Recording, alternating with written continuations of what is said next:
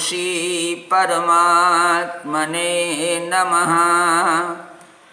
प्रिय मित्रों, मैं डॉक्टर कृष्णपाल त्रिपाठी आप सबका हार्दिक अभिनंदन करता हूँ।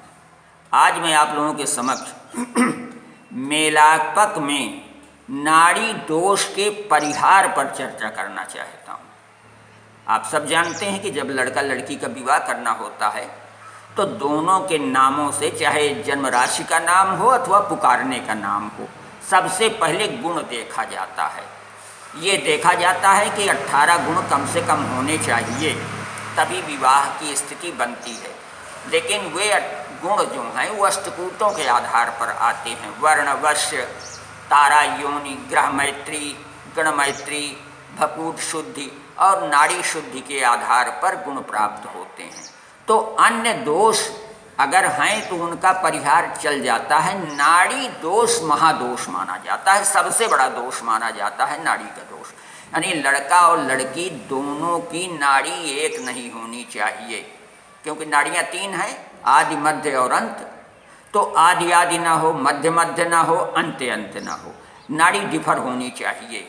लड़की की अगर नाड़ी आदि है तो लड़के की नाड़ी आदि नहीं होनी चाहिए, दूसरी होनी चाहिए। ये एक सामान्य नियम है।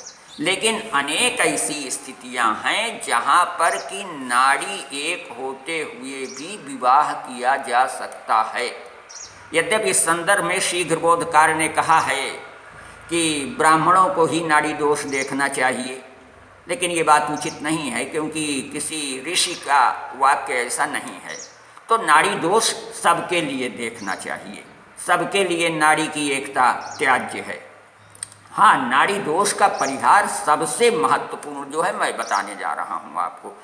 यदि लड़की और लड़के के राशि एक हो, नक्षत्र अलग अलग हों, तो वहाँ नाड़ी का दोष नहीं लगेगा। जैसे कृत्तिका नक्षत्र के दूसरा, तीसरा और चौथा चरण हो लड़की या लड़के का, और दूसरे का रोहिणी नक्षत्र हो, तो ऐसी स्थिति में दोनों की अंत नाड़ी बनती है।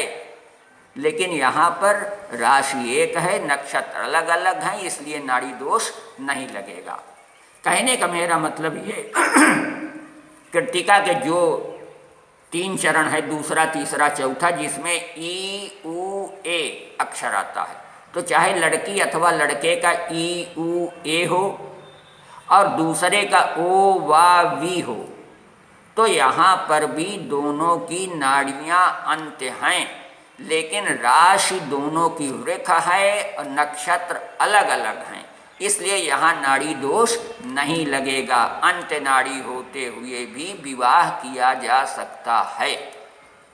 दूसरी स्थिति ये बनती है कि नक्षत्र 1 हो, राशि 2 हो, वहाँ पर भी नाड़ी दोष नहीं लगता है। जैसे आपने देखा कि कृत्तिका प्रथम चरण में आ होता है, वो मेष राशि में है, और कृत्तिका दूसरे, तीसरे, चौथे चरण में ई उ ए होता है, वो वृष राशि में आता है। तो यहाँ नक्षत्र तो कृत्तिका है, लेकिन राशियाँ 2 अलग अलग हैं। तो यहाँ पर भी अगर किसी लड़की या लड़के का नाम आ से प्रारंभ हो रहा हो और दूसरे का नाम ई उ ए से प्रारंभ हो रहा हो, तो भले ही दोनों की नाड़ियाँ अंत हैं, लेकिन एक ही नक्षत्र होने के कारण राशि भिन्नता होने पर नाड़ी का दोष नहीं लगेगा।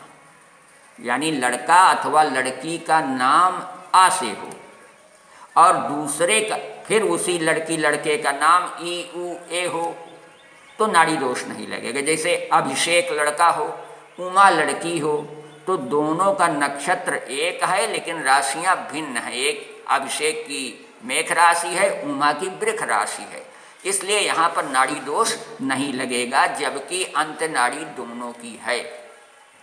इसके अतिरिक्त नक्षत्र 1 हो, राशि भी 1 हो, लेकिन चरण भिन्न हो, तो भी नाड़ी का दोष नहीं लगता। जैसे मान लीजिए अश्विनी नक्षत्र है, चू चे चो ला 4 अक्षर हैं।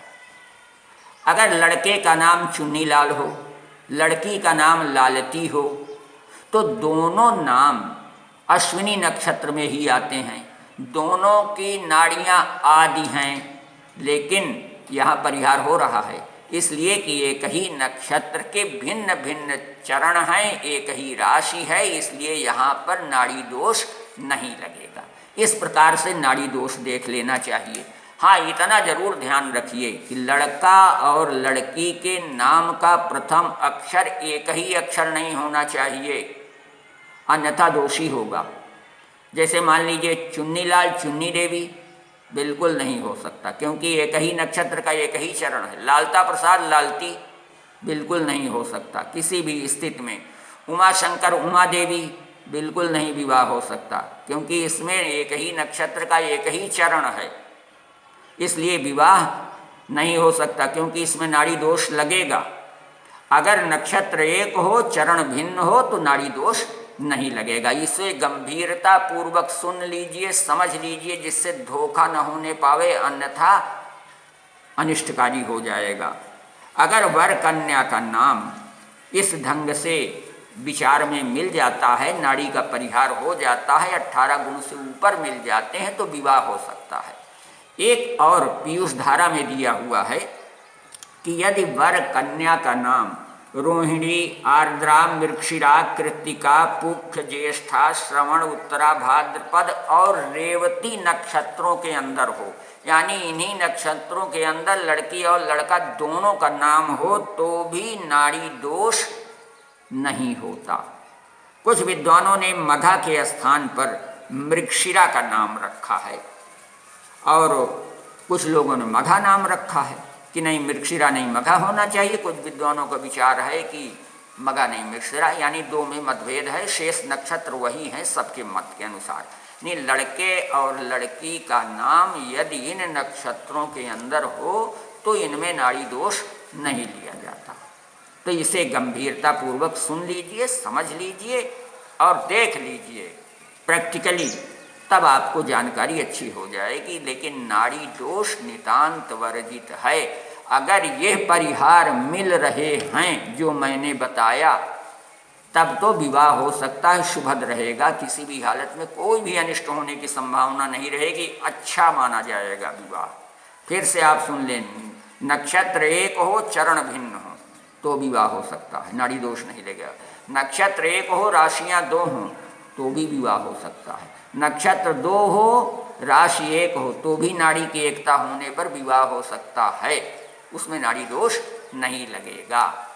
तो प्रिय मित्रों, यदि आपको ये बातें अच्छी लग रही हों तो आप YouTube में अंग्रेजी में डॉक्टर कृष्णपाल त्रिपाठी सर्च कीजिए, वीडियो चलाइए। जब चलने लगेगा वीडियो तो उसके नीचे अंग्रेजी में सब्सक्राइब लिखा मिलेगा, उसे टच कर दीजिए, मेरा चैनल सब्सक्राइब हो जाएगा और आपको हमेशा जो भी मैं वीडियो बनाऊंगा आपके मोबाइल में पहुंचता रहेगा और आपको अच्छी जानकारी होती रहेगी। हाँ, कहीं आपको संदेह हो तो मेरे व्हाट्सएप नंबर 7081067078 पर व्हाट्सएप करके आप पूछ भी सकते हैं। मैं आपकी शंकाओं का समाधान करने के लिए तत्पर रहूँगा, लेकिन तभी जब पहले आप सब्सक्राइब करें तो, और अपने मित्रों से भी सब्सक्राइब कराइए, उन्हें भी लाभान्वित कराइए। तो आज यहीं तक, अगली कड़ी में पुनः मिलेंगे। तब तक के लिए धन्यवाद, नमस्कार।